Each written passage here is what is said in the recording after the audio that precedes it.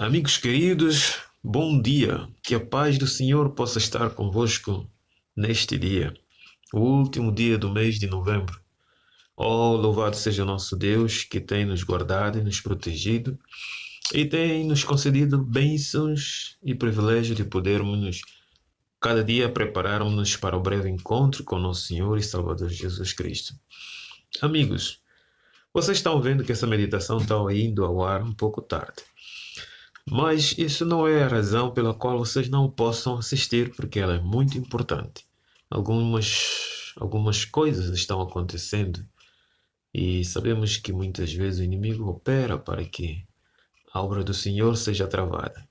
Mas com a graça de Cristo e o nosso empenho de querer servir a Deus, conseguiremos avançar até que Cristo volte. Quero convidar-te a orarmos para meditarmos. Seja qualquer for a hora que abrires esta meditação, sinta-se abençoado pela palavra do Senhor. Amado Deus, obrigado pelo teu amor, obrigado pela tua graça, obrigado pela bênção de podermos estar a chegar ao fim de mais um mês. Fique conosco enquanto meditamos a tua palavra. Dá-nos entendimento em nome de Jesus, te pedimos. Amém. Amigos, ontem estudamos sobre a obra do intercessor e vimos 7 coisas importantes que Jesus está fazendo no santuário e que quando a porta da graça se fechar, isto é, o ministério intercessor de Cristo fechar, 2 coisas não serão mais importantes para os salvos, que é a questão de perdoar, porque estarão perdoados seus pecados, e também a questão de resgatar os ímpios.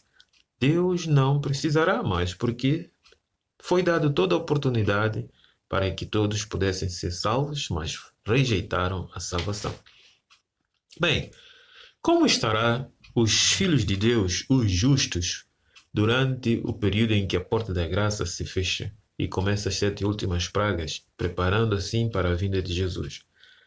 É por isso que o tema de hoje nos diz: estaremos protegidos? Vamos responder essa pergunta.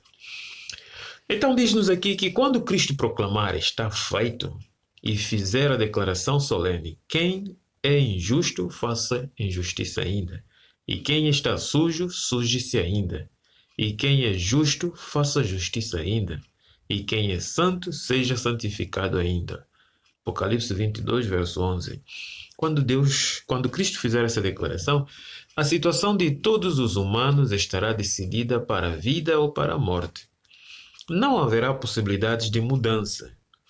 Os únicos que devem recear o fecho do tempo da graça são os ímpios, não os justos. Porque os ímpios perderam a última oportunidade de obter a imortalidade, isto é, de ser salvo. Viver sem mediador não significa viver sem o Espírito Santo. O Consolador continuará a habitar na mente e no coração dos fiéis depois de terminar o tempo de graça. Jesus prometeu: não vos deixarei órfãos, voltarei para vós. Eu rogarei ao Pai e ele vos dará outro Consolador, para que fique convosco para sempre o Espírito da verdade. João 14, 18, 16, 17. Né?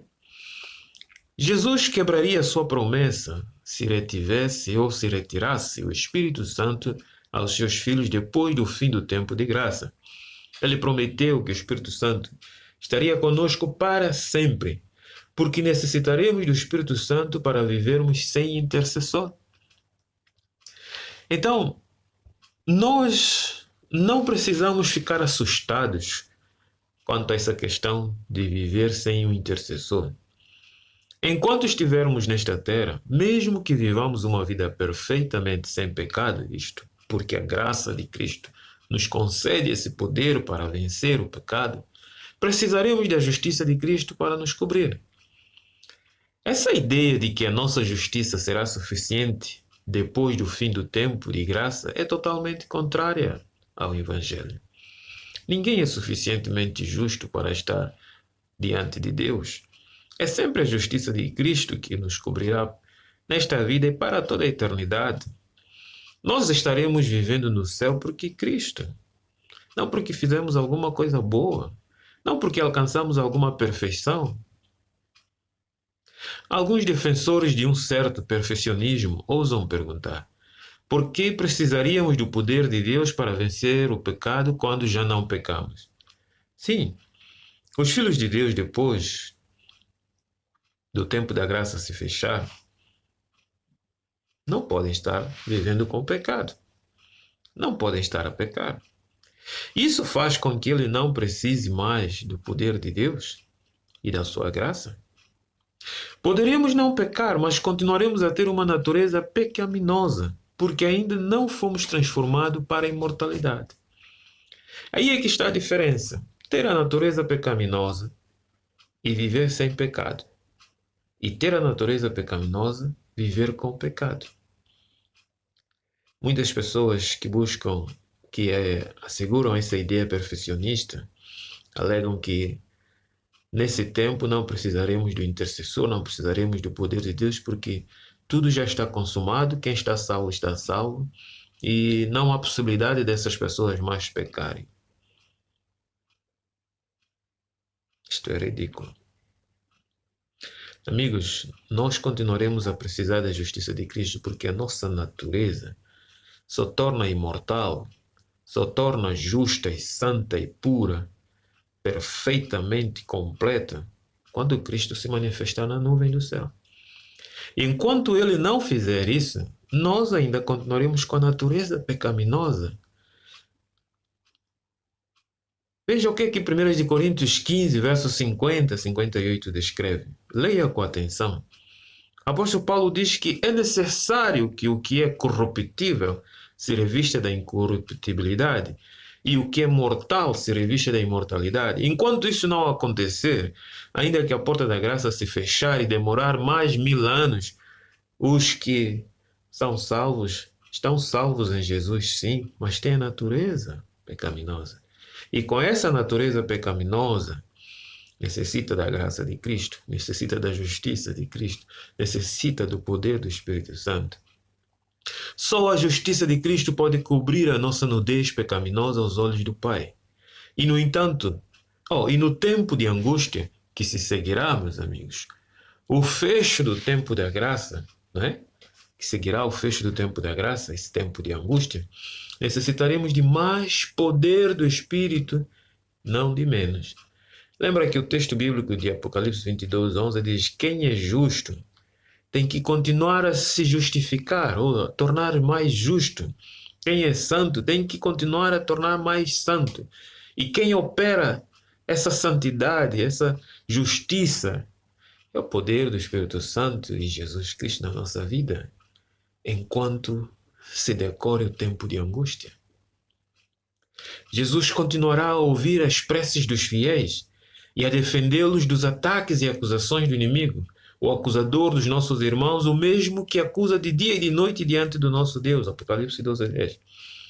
O facto de Satanás ter pouco tempo durante a derradeira angústia fará com que ele aumente a intensidade dos ataques ao povo de Deus. Isto tornará a resposta de Cristo ao inimigo ainda mais imperativa do que agora. Visto que Cristo não será mais um mediador no santuário celeste, esses benefícios, obviamente, virão por algum outro meio, incluindo o ministério dos anjos. A serva do Senhor diz que anjos magníficos em poder estarão protegendo e guardando o povo de Deus, né?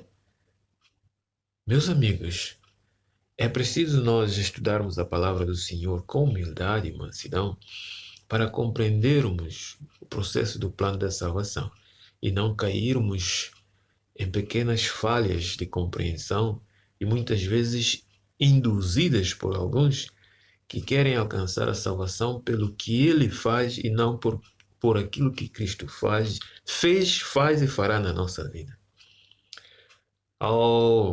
Olha a palavra do Senhor que diz: porque muito grande é a sua misericórdia, diz o texto bíblico, conosco, e a fidelidade do Senhor subsiste para sempre. Aleluia! Salmos 117, verso 2.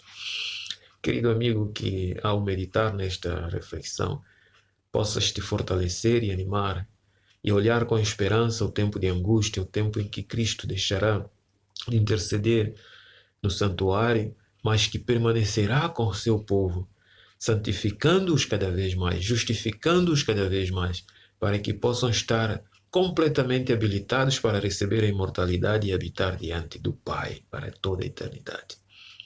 Vamos orar. Nosso Deus, nosso Senhor e Salvador, obrigado. Obrigado porque através da Tua palavra podemos compreender que processo decorrerá no tempo de angústia, no tempo em que Cristo não estará no santuário, mas estará mais perto dos seus filhos para lutar pelos seus filhos, santificando-os cada vez mais, purificando-os cada vez mais e obtendo vitória por eles, para que possam estar habilitados de viver contigo eternamente, ó Pai. Não permita que possamos perder essa oportunidade. Fique conosco o dia de hoje, nos abençoe e dá-nos a Tua graça para que cada dia possamos tomar a decisão de estar sempre e sempre do lado de Cristo e da obediência dos seus mandamentos. Abençoa meu amigo, a minha amiga, a sua família. Derrama a Tua bênção do poder do Espírito Santo sobre esta terra, este mundo, para que muitos possam se entregar a Ti antes que seja tarde demais. Essas graças e favores suplicamos com humildade do coração, em nome de Jesus. Amém. Um grande amigo, um grande abraço, meu querido. Amanhã estaremos aqui de volta. Não esqueça de participar desta meditação, de partilhá-la, de fazer com que outras pessoas conheçam esta verdade. Até lá. Deus te abençoe. Nisto Cremos Channel, o canal de esperança. Viva com esperança através de estudos bíblicos, estudos proféticos, meditações e reflexões neste canal.